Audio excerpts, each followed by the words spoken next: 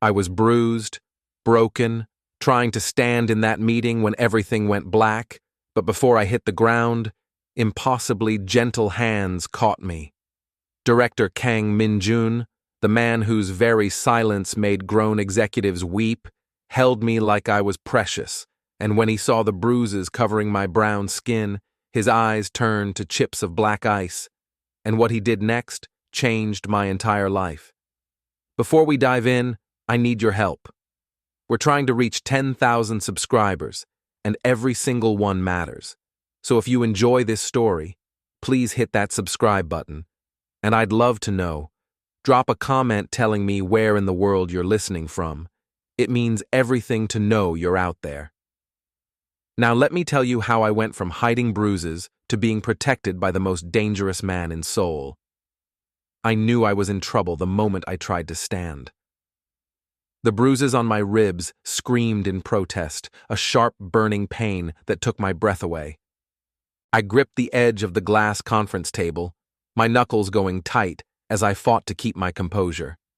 Around me, voices continued discussing quarterly reports in rapid Korean, numbers and percentages that suddenly seemed meaningless compared to the agony radiating through my body. Don't fall, don't let them see, don't show weakness. I'd been repeating those words to myself for 3 days now, ever since David Kim cornered me in the underground parking garage. 3 days of hiding the bruises under long sleeves and high collars despite the Seoul summer heat. 3 days of pretending everything was fine when every breath felt like broken glass in my chest. The recessed lighting of the conference room flickered overhead, and suddenly the walls seemed to tilt. I blinked hard, trying to focus on anything, the sleek glass table, the view of Gangnam spread out below through the floor-to-ceiling windows, the faces of my colleagues who hadn't noticed yet that I was barely holding myself together. But one person noticed. Director Kang Min-jun sat at the head of the table, his frame imposing even in perfect stillness, and I felt his dark eyes on me, sharp and assessing, the way a predator watches everything in his territory, except I wasn't sure if I was prey or if he was seeing something else entirely. I needed to sit back down. My legs were trembling now, and the room was definitely spinning. This was bad. This was so bad. I couldn't collapse here, not in front of everyone, not in front of him. Director Kang wasn't just my boss, he was the director, the man who controlled half the underground operations in Seoul, whose name made politicians and gangsters alike bow their heads in respect. He moved through the world in perfect designer suits, his appearance always immaculate, his office legendary for its minimalist perfection, everything in its exact place, and his face, God. His face was the kind that belonged in Korean dramas, sharp jawline, pale skin, dark eyes that could freeze you solid with a single glance. He was beautiful and terrifying in equal measure. And right now those eyes were fixed on me with an intensity that made my already unsteady heart race. I tried to take a step toward my chair, but my body had other plans. The world tilted violently, and I felt myself falling, the marble floor rushing up to meet me. This is it, I thought. I'm going to hit the ground in front of everyone, and they'll see the bruises, and they'll know I've been lying, and they'll say, that's what happens to foreign girls who don't know their place in Seoul. But I never hit the ground. Strong hands caught me before impact, lean but powerful hands that moved faster than seemed possible for someone who'd been sitting 3 meters away, wrapping around my waist and pulling me against a chest that smelled like expensive cologne and something clean, something perfectly controlled. I have you. Director Kang's voice was barely above a whisper. That low, controlled tone he always used, the one that was somehow more terrifying than any shout. And despite the pain, despite the embarrassment, despite everything, I felt safe for the first time in days. The conference room had gone completely silent. I wanted to disappear, I wanted to explain, I wanted to do anything except be held in Director Kang Min-jun's arms while 20 pairs of eyes stared at us in shock. But my body had given up. The adrenaline that had been keeping me upright for 3 days finally crashed, and I sagged against him, too weak to even pretend anymore. Meeting adjourned. Director Kang's voice cut through the silence like a blade, still quiet, still controlled, but with an edge that made it clear this was not a suggestion. Everyone out now. I heard chairs scraping, footsteps hurrying toward the door, whispered conversations in Korean quickly silenced. No one questioned him. No one ever questioned Director Kang Min-jun. His hands shifted, one sliding under my knees as he lifted me completely off the ground with an ease that shouldn't have been possible given his lean build. But I'd heard the stories about his training, about what he was capable of. I should have protested, I should have insisted I could walk, but the truth was I couldn't, and we both knew it. "Don't," I whispered, my voice barely audible. "Please, I can—" "You can't." His jaw was tight as he carried me out of the conference room, his stride smooth and purposeful. "And you're going to tell me who did this to you?" It wasn't a question. We moved through the hallways of his building, past security guards who quickly looked away, past administrative assistants who suddenly found their computer screens fascinating. Everyone knew better than to stare at Director Kang when he looked like this, all that controlled stillness crackling with something dangerous underneath. He took me to his private quarters, a penthouse on the top floor that I'd only heard about in whispers among the staff. The elevator ride felt eternal, his arms like iron bands around me, his breathing steady and controlled, even carrying my weight, and I became acutely aware of the contrast between us, my brown skin against his pale hands, my curves against his lean strength, my chaos against his perfect order. The doors opened to reveal a space that was exactly what I'd expected from Director Kang Min-jun. Minimalist perfection. Everything in shades of white, gray, and black, floor-to-ceiling windows overlooking the Hanriver. Not a single item out of place. The kind of space that felt more like an art gallery than a home. He carried me to a low platform bed with crisp white linens and set me down with a gentleness that seemed impossible for a man with his reputation. "Don't move," he ordered, walking to a wall panel that opened to reveal what looked like a medical supply cabinet organized with surgical precision. "Director Kang, I'm fine, really." His eyes snapped to mine and the look in them silenced me instantly. Not anger, something colder, more dangerous. "Don't lie to me, Nia. I've seen enough injuries in my life to know when someone's been hurt badly." He sat on the edge of the bed, his proximity making my pulse race for entirely different reasons than pain, and I noticed how his hands were perfectly clean, nails immaculate, everything about him precise and controlled. "Your shirt, lift it." "What?" "No, lift your shirt." Each word was carefully enunciated, quiet but absolute, a command from a man used to complete obedience. My hands trembled as I slowly raised the hem of my blouse. The fabric stuck to some of the bruises, and I winced as it pulled away from my skin. I heard Director Kang inhale sharply, the only sign of emotion he showed. The bruises were worse than I'd realized, purple and black marks covering my ribs, spreading across my stomach like some grotesque painting, and against my brown skin they looked even more violent, more wrong. David's handprints were visible on my sides, his fingers immortalized in shades of violet and blue. "Who?" Director Kang's voice was deadly quiet, softer than before, which somehow made it more terrifying. "It doesn't matter. It matters to me." His hand reached out, fingers hovering just above the worst of the bruising, not quite touching, like he was afraid of contaminating me with contact, or perhaps afraid of hurting me further. "Who put their hands on you?" There was something in his eyes I'd never seen before, something beyond the cold calculation he was known for. It was possession, pure and primal, and it should have terrified me. Instead, it made me feel protected for the first time since I'd arrived in Korea 6 months ago. "David Kim," I finally whispered. "He's a manager in the Seoul logistics division.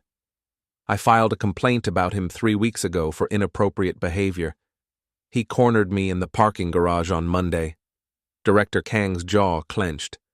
the only visible sign of the rage I could feel radiating from him in waves. What did he do? He said I needed to learn my place, that foreign girls like me don't get to say no to Korean men like him, that if I knew what was good for me, I'd withdraw the complaint and be grateful he was giving me another chance, and when I refused, he— The words came out in a rush now, everything I'd been holding in for days finally spilling out. He said I should go back to where I came from if I couldn't understand how things work here, and then he did this. Director Kang was silent for a long moment, his eyes fixed on the bruises, his hands perfectly still, and I knew enough about him to know that his silence was more dangerous than anyone else's screaming. Then he stood abruptly and pulled out his phone. "Jae-sung, I need you to find David Kim, Seoul Logistics Division. I want him in Warehouse 3 within the hour." A pause.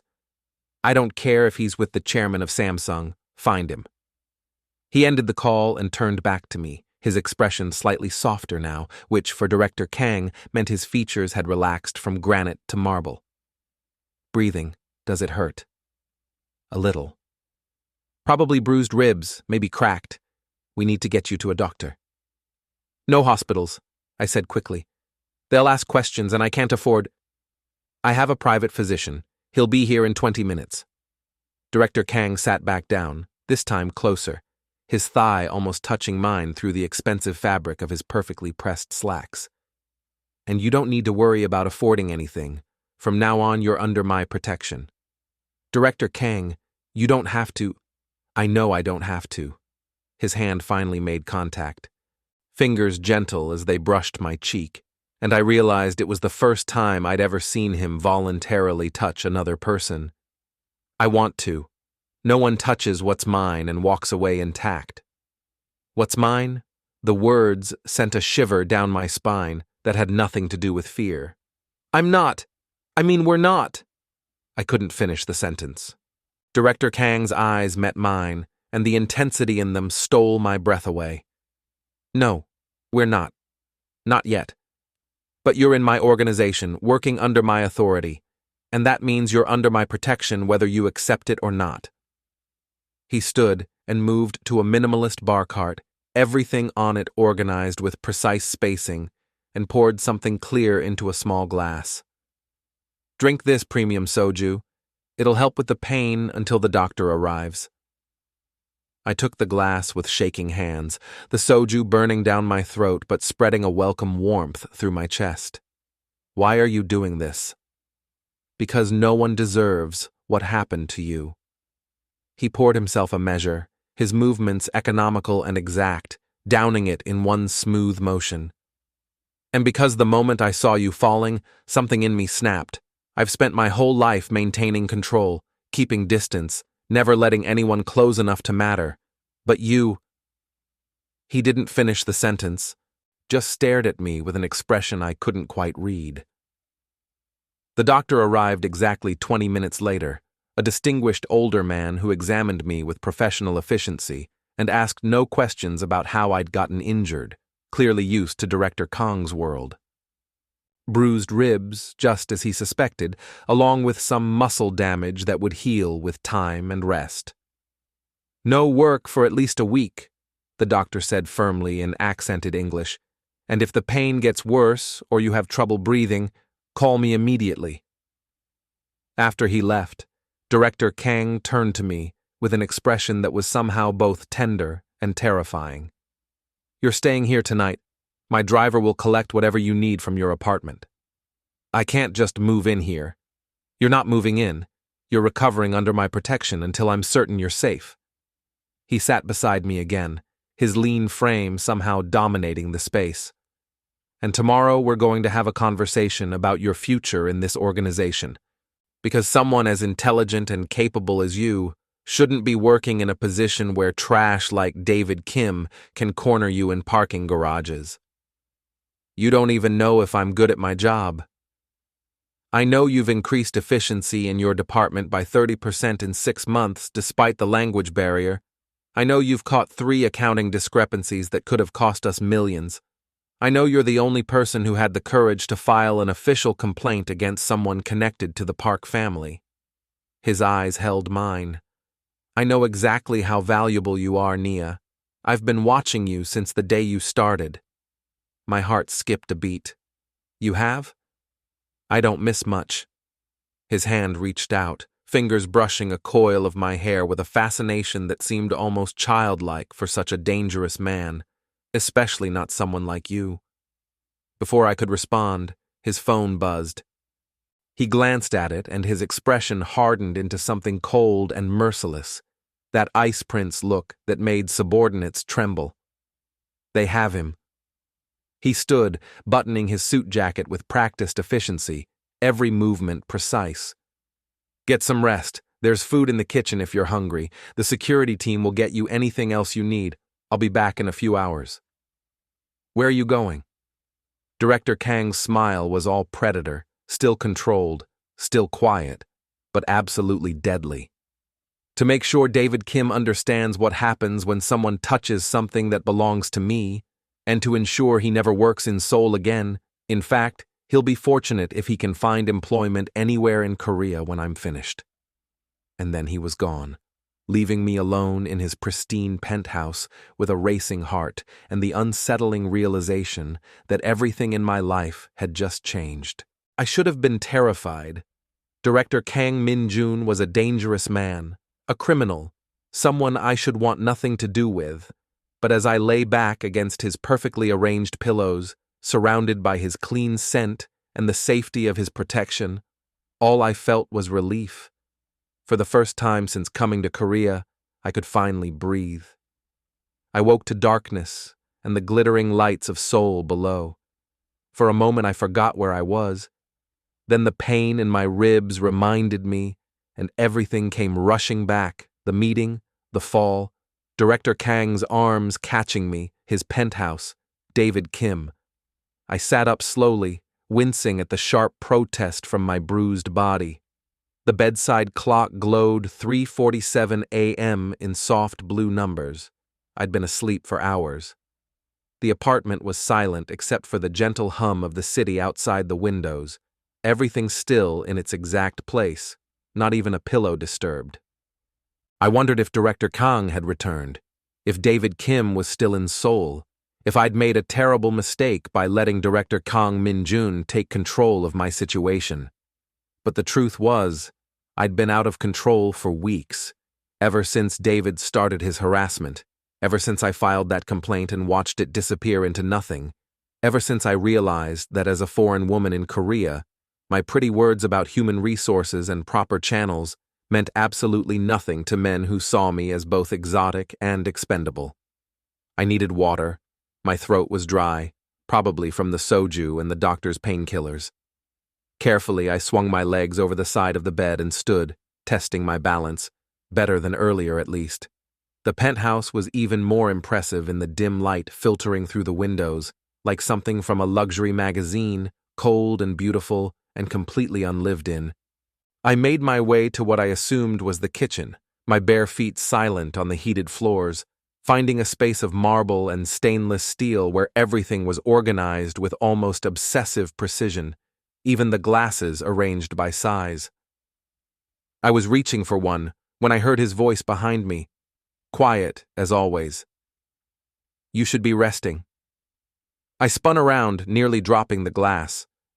Director Kang stood in the doorway, his suit jacket gone, his white shirt unbuttoned at the collar revealing pale skin, his sleeves still perfectly creased despite the hour, and there was something dark on his knuckles that might have been blood, though it was hard to tell given how clean his hands still looked. I was thirsty, I managed, my voice sounding breathless even to my own ears. He moved into the kitchen with that economical grace of his, taking the glass from my trembling hands and filling it with filtered water from the refrigerator, everything about the action precise and controlled. Here, sit. It wasn't a suggestion. I sat on one of the minimalist bar stools, accepting the glass and taking a long drink while he watched me with those intense dark eyes that seemed to see everything. Did you... I couldn't finish the question. David Kim is alive, Director Kang said flatly, his voice still that controlled near whisper. For now, though he may wish otherwise. I should have felt horrified. Instead, I felt satisfied, vindicated. What did you do to him? I made it very clear that touching you was the worst mistake of his life. His eyes never left mine. I also made several phone calls. David Kim will find that his employment has been terminated, his professional reputation destroyed. Every company in Seoul has been made aware of his behavior. His family's business connections have been severed, and he has exactly 24 hours to leave Seoul before I withdraw my protection and let it be known that he is fair game. Is he going to press charges? Director Kang's laugh was soft and humorless. No, Naya, he's not going to press charges. Men like David Kim don't go to the police when they get what they deserve, especially not when they know that talking means everyone discovers what they did, and why one of the most powerful men in Seoul took a personal interest in destroying them. He moved closer, coming around the counter until he was standing directly in front of me, and I was struck again by the contrast between us. His pale skin against my brown, his perfect control against my barely contained emotion, his lean height towering over me even when I was sitting. How are you feeling? His hand reached out, fingers gentle as they tilted my chin up, examining my face in the low light with an intensity that made me shiver. Better, the painkillers helped. Good. His thumb traced my jawline, a touch so tender it made my heart ache. You scared me today when I saw you falling. I've never moved that fast in my life. I'm sorry. Don't apologize. His voice was rough, almost emotional, the most uncontrolled I'd ever heard him. You did nothing wrong. You survived. That takes more strength than most people have, especially here, especially as a woman who looks like you in a city that isn't always kind to difference. We stood there in the dim kitchen, his hand on my face, my heart racing, the air between us charged with something electric and dangerous, and I was acutely aware that I was wearing only the sleep shirt his driver had brought from my apartment, that my natural hair was loose and wild around my shoulders, that I probably looked nothing like the polished Korean women he was surrounded by every day. Director Kang? I whispered, not even sure what I was asking for. His eyes dropped to my lips, and I saw the exact moment he made his decision, saw the crack in that perfect control. Tell me to stop. I should have. Everything logical in my brain screamed that this was a terrible idea. He was my boss. He was a criminal. He was dangerous. He lived in a world I didn't understand, and I was a foreign woman in a country where this kind of relationship would be scandalous. But I'd been so tired of being logical, of following the rules, of doing everything right, only to have it blow up in my face anyway. Don't stop, I breathed. His mouth was on mine before I finished speaking, and oh God, nothing in my life had prepared me for kissing Director Kang Min-jun. His lips were demanding, claiming, consuming, like he was trying to pour every unspoken thing between us into this single moment, and despite his reputation for coldness, his mouth was hot, burning, melting away every doubt I'd had. I gasped against his mouth, and he took advantage, deepening the kiss until I forgot about my bruised ribs, forgot about everything except the taste of him and the feeling of his hands sliding into my hair, careful not to pull, just cradling my head like I was something precious. When he finally pulled back, we were both breathing hard. His forehead rested against mine, his hands still gentle in my coils, his eyes closed like he was trying to regain that famous control. That was, I started. A mistake, he finished. But he didn't move away. I shouldn't have done that. You're vulnerable, you're hurt, and I wanted it too, I interrupted. I'm not some fragile thing that can't make my own decisions, Director Kang. His eyes opened, meeting mine, and for the first time since I'd met him, I saw genuine emotion there, raw and unguarded.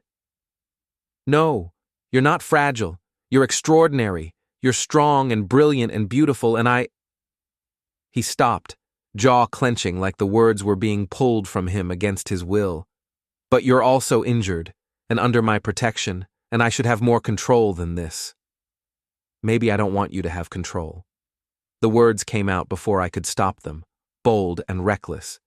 Maybe I'm tired of everyone treating me like I'm something that needs to be handled carefully. Something dark and possessive flashed in his eyes. Be careful what you're asking for, Nia. I'm not a good man. I've done things that would make you run if you knew the full truth. I've built an empire on fear and control, and I don't know how to be any other way. I already know you're not a good man. I reached up, my hand resting against his chest, feeling his heart thundering beneath my palm, betraying his outward calm.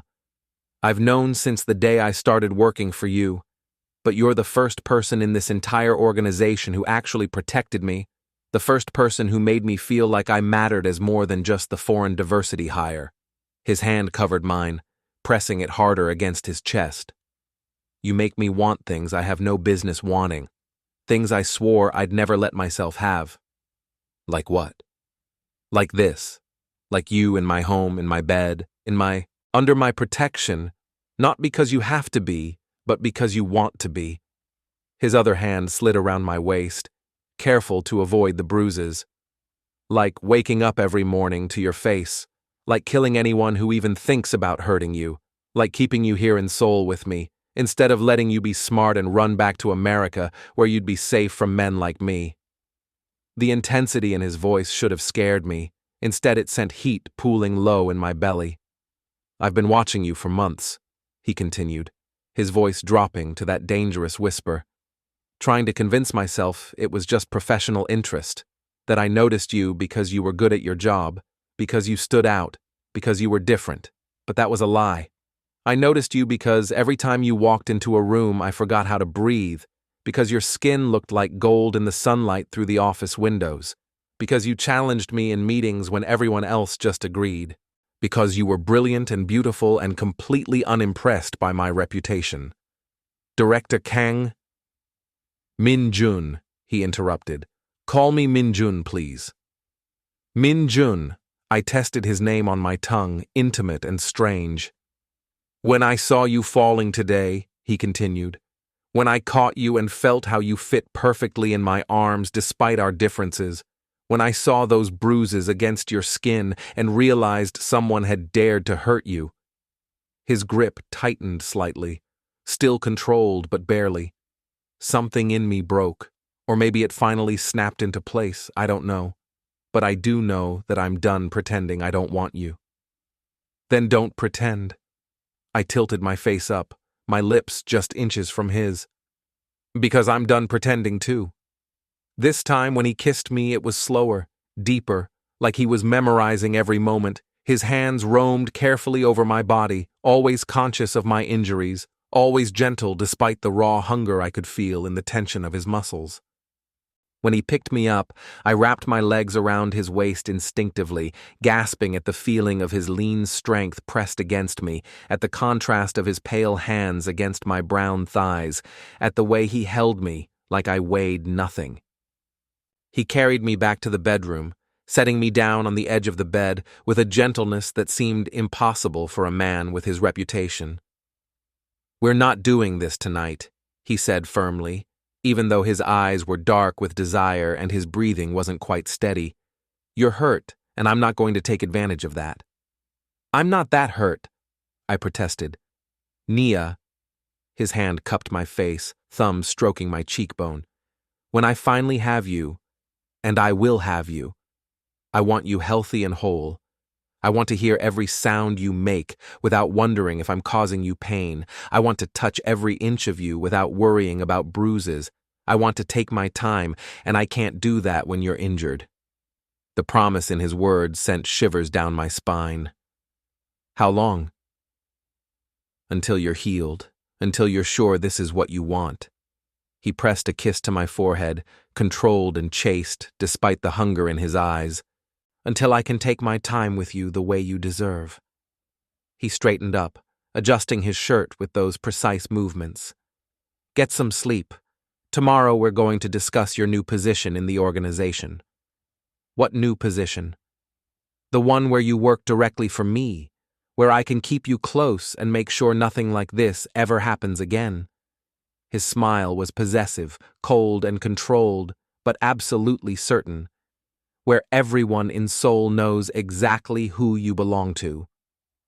The words should have made me protest, should have made me assert my independence, but the truth was, belonging to Director Kang Min-jun didn't feel like losing my freedom. It felt like finally finding a place where I was valued for more than just what I could tolerate. "Okay," I whispered. "Okay?" He raised an eyebrow.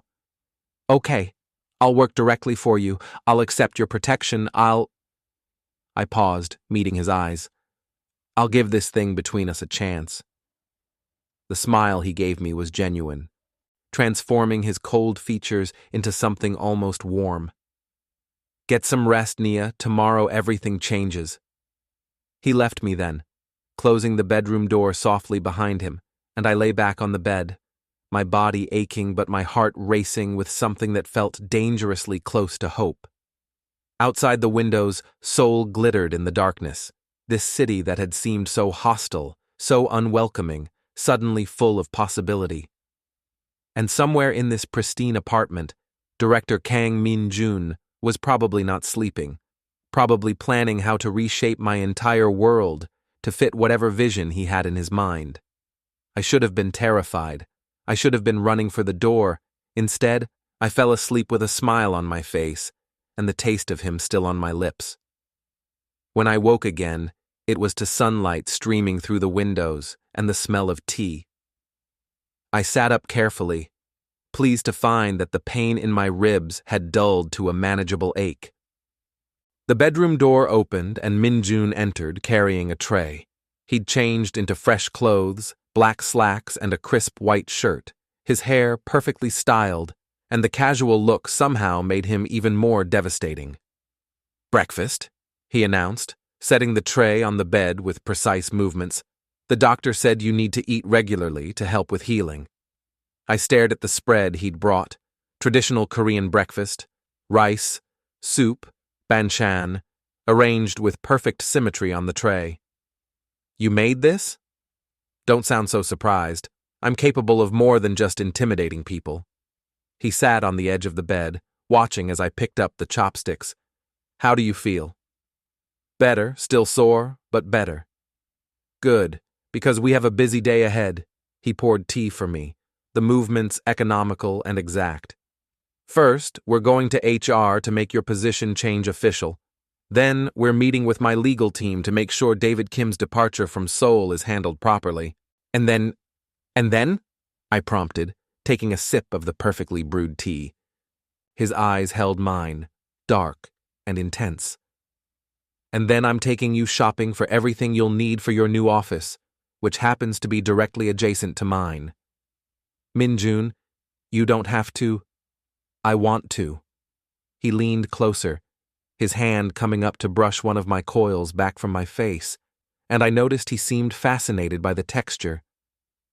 "Let me take care of you, Nia. Let me show you what it feels like to be valued, to be protected, to be what?" "Mine," he finished softly. "To be mine in every way that matters." And looking into his eyes, feeling the warmth of his presence and the safety of his protection, I realized I was already his. I had been since the moment he caught me when I fell, maybe even before, maybe since the first time I'd seen him in a meeting and felt that electric pull I'd tried so hard to ignore. "Okay," I whispered. "Show me." His smile was pure satisfaction, controlled, but genuine. "With pleasure, Nia, with pleasure." 3 weeks later, I stood in front of the floor-to-ceiling windows of my new office, watching Seoul spread out below like a glittering kingdom, my office, right next to Min-jun's, with a view of Gangnam that probably cost more than most people's houses. Everything had changed so fast it made my head spin. The position change had been announced the day after that night in Min-jun's penthouse. I was now Director of Strategic Operations, a role that put me in the inner circle of his organization, privy to information and decisions that most people would never even know existed. David Kim had vanished from Seoul, not dead, Min-jun assured me, but relocated to a small town where his family's diminished connections might allow him to find work eventually, if he was lucky. And Min-jun? Min-jun had been true to his word. He'd waited until I was healed before taking things further. But the tension between us had been building with every passing day, every accidental touch, every heated look across the conference table, every moment alone in his office where he'd look at me like he wanted to devour me but maintained that iron control. Today was different. Today I'd finally gotten medical clearance that my ribs were healed, and judging by the way Min-jun had been looking at me all morning, he knew it too. Admiring the view, I turned to find him standing in the doorway connecting our offices, his lean frame filling the space. He'd removed his suit jacket and his shirt sleeves were rolled up to his elbows, revealing pale forearms and that one small tattoo he kept hidden, the only visible mark of his connection to the underworld. "It's beautiful," I said, though I wasn't looking at the city anymore. He moved into the room with that economical grace, closing the door behind him, and I heard the lock click. "We have a problem." My heart skipped. What kind of problem? The kind where I've spent 3 weeks being a gentleman, waiting for you to heal, respecting boundaries. He stalked closer, his eyes dark with hunger, and my patience has officially run out. Heat pooled low in my belly. "Is that so?" "That's so." He reached me, one hand sliding around my waist, while the other cupped my face, his pale fingers a stark contrast against my brown skin. "Tell me your ribs don't hurt." "They don't hurt. Tell me you want this as much as I do." "More," I breathed. "I want this more than anything." His mouth crashed onto mine, and it was nothing like those careful, controlled kisses from before. This was raw need, barely leashed desire. 3 weeks of tension finally unleashed. His hands roamed over my body, no longer careful, no longer gentle, claiming every inch of me like he'd been dying to do. And I gasped against his mouth, my fingers digging into his shoulders as he lifted me effortlessly, setting me on the edge of my desk, papers scattering to the floor, but neither of us cared. "I've been imagining this," he growled against my neck, his teeth grazing the sensitive skin there. "Every day, every night, watching you in meetings, seeing you in these professional clothes, knowing what you look like underneath, knowing how you taste." His hands found the buttons of my blouse, making quick work of them with surprising dexterity for someone so controlled. When he pushed the fabric aside, his eyes darkened further at the sight of the lace bra I'd chosen that morning, almost like I'd known today would be the day. "You're trying to kill me," he muttered, his hands reverent as they traced the curves of my body, pale against brown, cold against warm. "You know that, right? This is going to be the death of me. You're so beautiful, so perfect. I don't deserve this. Don't deserve you." "Then die happy," I challenged, pulling him closer with my legs wrapped around his waist, feeling the evidence of his desire pressed against me. He laughed, the sound rough and sexy, more emotion than I'd ever heard from the Ice Prince of Seoul. "You have no idea what you do to me, do you? How hard it's been to keep my hands off you, to sleep down the hall knowing you were in my bed, to maintain control when all I wanted was you. Show me," I demanded. "Stop talking and show me, Min-jun, please."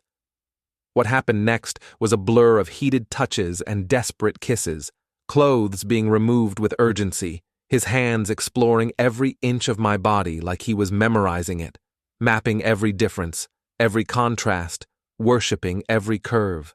When he finally paused, looking down at me with an expression that was equal parts desire and something deeper, I felt my heart clench. "You're sure?" he asked, his voice rough, less controlled than I'd ever heard it.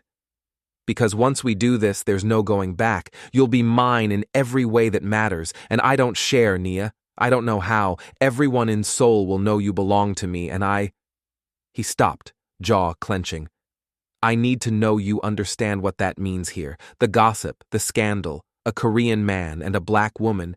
People will talk, My enemies will try to use you against me, my associates will question my judgment, and I can protect you from physical harm, but I can't protect you from whispers and stares. I don't want you to share. I pulled him down for a kiss. I'm already yours, Min-jun. Have been since you caught me when I fell, and I don't care what people say. Let them talk, let them stare. I've been dealing with that since I arrived in Korea. At least now, I'll have you beside me. Something shifted in his expression, possessiveness mixing with tenderness, in a way that made him look almost vulnerable, almost young beneath that cold exterior. Mine, he murmured against my lips. All mine, my Nia, my beautiful Nia. Yours, I confirmed. Now please, Min-jun, I know what you need. His voice dropped to that commanding whisper. I know exactly what you need, and I'm going to give you everything. Later, much later, we lay tangled together on the leather sofa in his office, my head on his chest, his fingers tracing lazy patterns on my bare shoulder, and I marveled at how different he seemed now, relaxed, almost content. The ice prince melted. The city lights were starting to come on outside, painting Seoul in amber and gold. This is insane, I said softly. A month ago, I was just an analyst trying to survive. Now you're the most important person in my organization, he finished. Now you're the woman sleeping in my bed every night. Now you're the reason I actually look forward to coming to work. Now you're the weakness every one of my enemies will try to exploit, and the strength that makes me more dangerous than I've ever been. I propped myself up on one elbow, looking down at his face. In the low light with his guard down, he looked younger, the harsh lines softened. What are we doing, Min-jun, really? His hand came up to cup my face, thumb stroking my cheek. We're building something that probably doesn't make sense to anyone else. Something that started with me catching you and evolved into this thing where I'm a criminal and you're the man I'm falling in love with, I interrupted quietly. His breath caught, the only sign of surprise from a man who prided himself on never being surprised. What? You heard me? I held his gaze. I'm falling in love with you, Min-jun. Maybe I already have. I don't know. I've never felt like this before.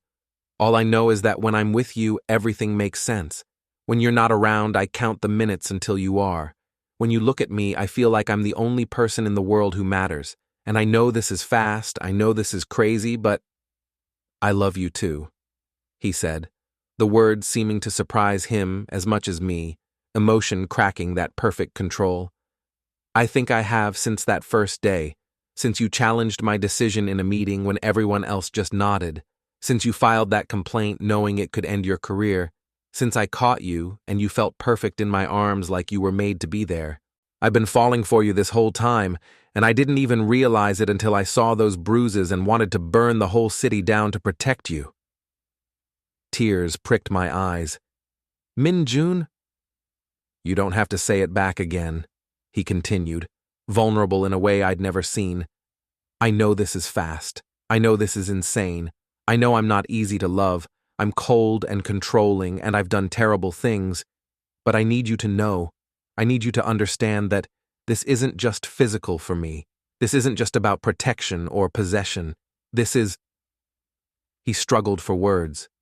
This man who always knew exactly what to say. This is everything. You're everything. I already said I love you, I whispered, and I meant it. I love you, Min-jun. I love your control and your silence, and the way you make me feel safe. I love how you destroyed David Kim without raising your voice. I love that you waited until I was healed, even though I could see how much you wanted me. I love that you notice everything about me. I love all of it, all of you. The smile he gave me was brilliant, transforming his entire face, melting the ice completely. And then he was kissing me again, slower this time, deeper, like he was sealing a promise. The next few weeks passed in a blur of work and stolen moments. I learned the intricacies of Min-jun's organization, the web of legitimate businesses hiding underground operations, the careful balance of power that kept everything running smoothly, the politicians and police on his payroll. I learned that he was more than just a feared crime boss. He was a strategist, a protector of his people, a man who operated by a strict code, even if that code existed outside the law. I learned that his reputation as the Ice Prince came from his ability to make grown men confess their betrayals with nothing but a quiet question and a patient stare. I also learned what it meant to be his. To have his protection was to be untouchable. To have his attention was to be valued above almost everyone else. To have his love was to be worshipped in ways I'd never imagined. He was attentive and generous and demanding, always wanting to know where I was, who I was with. Not from a place of control, but from a place of protection. Always making sure I was safe in a city that could be dangerous for someone in his world. The news of our relationship spread through Seoul quickly. Some people were shocked, some were skeptical. The Korean tabloids had a field day with photos of us together, speculating about the Ice Prince and his foreign lover. But Min-jun handled it with his usual cold efficiency, making it clear that anyone who disrespected me would find their business mysteriously failing, their secrets mysteriously revealed, their lives mysteriously complicated. It should have bothered me being known as Director Kang's woman, the black girl who'd somehow captured the Ice Prince. Instead, it felt like finding my place in a world that had never quite fit before, like all those years of being too different, too foreign, too much had led me exactly where I was supposed to be. 2 months after that meeting where everything changed, Min-jun called me into his office in the middle of the afternoon. I found him standing by the windows, staring out at Seoul with that intense expression he got when he was deep in thought. The city spread below like a kingdom he controlled. "What's wrong?" I asked, moving to stand beside him. "Nothing's wrong." He pulled me against his side, his arm solid around my waist. "Everything's right, actually. That's what I wanted to talk to you about." "Min-jun? Move in with me officially." He turned to face me, both hands on my waist now, pale against the burgundy of my dress. "I know you've been staying at the penthouse, but I want it to be permanent. I want your things mixed with mine. I want to wake up to you every morning and fall asleep with you every night. I want you to make that sterile apartment feel like a home. I want everything." My heart raced. "That's a big step." "I know." His eyes held mine, vulnerable and certain at the same time. "But I also know that I want you in my life permanently, in every way. I'm not good at this relationship thing, and I'll probably mess up 100 times. I'm too controlling and too cold, and I have enemies who might try to hurt you to get to me. But I know I want to try with you. Only you. I love you, Nia, and I want to build a life with you here in Seoul." I looked at this dangerous, powerful man who'd caught me when I fell and never let go, who'd protected me and valued me and loved me in ways I'd never thought possible, who made me feel safe and cherished and seen in a city halfway around the world from where I'd started. "Yes," I said simply. "Yes, I'll move in with you. Yes to all of it." His kiss was deep and claiming, full of promise and possession and something softer, something like relief. When he pulled back, his smile was pure satisfaction, controlled but genuine. "Good, because I already had your things moved in last week." I laughed, swatting his chest. "You're impossible." "I'm yours," he corrected, his arms tightening around me. "Just as much as you're mine, completely and absolutely yours, Nia." That night we stood on the balcony of the penthouse, Seoul spread out below us like a glittering tapestry. Min-jun's arms were around me, his chin resting on top of my head, and I felt more at peace than I'd ever been. "I never thought my life would end up like this," I admitted softly, "that falling apart in a meeting would lead to all of this." "You didn't fall apart." His arms tightened. "You fell and I caught you. There's a difference, and I'll keep catching you, Nia. Every single time, for as long as you'll let me." I turned in his arms, looking up at his face, at the features that had seemed so cold when I first met him, but now seemed beautiful, familiar, home. What if I never want you to stop? Then I never will. He pressed a kiss to my forehead, tender and controlled. You came into my life bruised and broken, hiding pain that no one else saw, but I saw it. I saw you, and I knew in that moment that everything was about to change. It did change, I murmured. Everything, for the better. You made me want to be better. His hand came up to cup my face, pale fingers gentle against my brown skin. To build something that matters, to protect something beyond just power and territory. You made me want to be worthy of you, to be the kind of man who deserves someone like you. You already are. You saved me, Min-jun, in more ways than one. We saved each other. His kiss was gentle this time, tender. The ice prince melted completely. You gave me something to fight for beyond just survival. You gave me a reason to build a future instead of just protecting a present. You gave me everything I didn't know I needed. As we stood there, wrapped in each other's arms with Seoul at our feet, I thought about how far I'd come. From that broken, scared woman in the meeting room to this, standing in the arms of the man I loved, protected and valued and cherished. I'd walked into that meeting bruised and alone. I'd fallen quite literally, and in falling had found something I never expected. Love from a dangerous man, safety in the arms of a criminal, a future with someone who saw my strength even when I couldn't see it myself, acceptance in a city that hadn't always been welcoming, belonging with someone who valued every difference between us.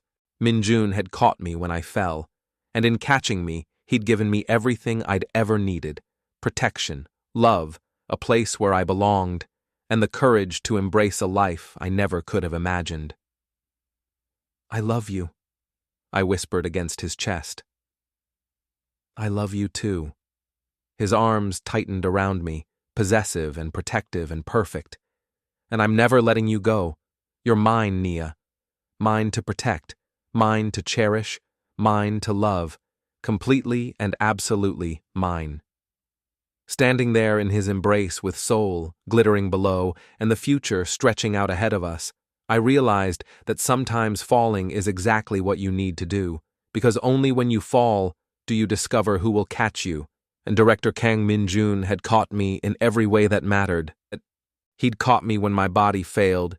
He'd caught me when my faith in justice faltered. He'd caught me when I stopped believing that anyone would ever truly see me, and now, wrapped in his arms with his heart beating steady against mine, I knew I'd spend the rest of my life falling for this dangerous, complicated, beautiful man, because he would always be there to catch me, always. So that's how my story went from a nightmare in a conference room to finding love in the most unexpected place, in the arms of Seoul's ice prince, in a city halfway around the world, in a life I never could have imagined. But I want to hear from you. Do you think Min-jun went too far with David Kim? Was his protection justified, or did he cross a line? Knowing what happened to me, would you have done the same? And here's something I've been wondering about. When Min-jun told me I was his, that he didn't share, some people might say that's controlling, but to me it felt like finally being valued, like finally mattering to someone. What do you think? Is there a difference between possessive love and toxic control? Where's that line for you? I'd also love to know, have you ever had someone catch you when you were falling, literally or figuratively, someone who saw you at your worst and decided you were worth fighting for? Tell me your story in the comments. If this story resonated with you, if you felt the tension between Min-jun and me, if you understood why I chose a dangerous man over playing it safe, then please hit that subscribe button. Your support means everything to me, and I love creating these stories for you. And while you're down there in the comments, let me ask you this. Was I right to let Min-jun into my life so quickly? Should I have waited longer before trusting him, before falling for him? Or do you think that sometimes you just know when someone is meant to change your life? Also, I'm curious, if you were in my position working for someone like Director Kang in Seoul, Would you have taken the risk? Would you have let yourself fall for your boss, knowing he lived in a dangerous world? Or would you have run the other direction? One more thing. Min-jun said, he'd been watching me for months before everything happened. Some of you might find that romantic, others might find it concerning. What's your take? Is there something attractive about someone paying that much attention to you, or does it feel like too much too soon? Share your thoughts below. I read every single comment, and I genuinely want to know what you think about my choices, about Min-jun's actions, about how this whole story unfolded. If you enjoyed this journey from that terrible meeting to finding love in Min-jun's arms, please like this video. It helps more people find these stories, and it lets me know you want more content like this. And seriously, subscribe if you haven't already. I have so many more stories to tell, so many more complicated relationships to explore, so many more journeys from broken to whole. Thanks for listening to my story. Thanks for being here. Thanks for letting me share this wild, unexpected chapter of my life with you. Now go down to those comments and let me know what you really think. I'm ready for all of it. The support, the criticism, the questions, everything. Until next time, remember that sometimes the most dangerous choice is also the one that saves you. And sometimes falling is exactly what you need to do to find where you truly belong.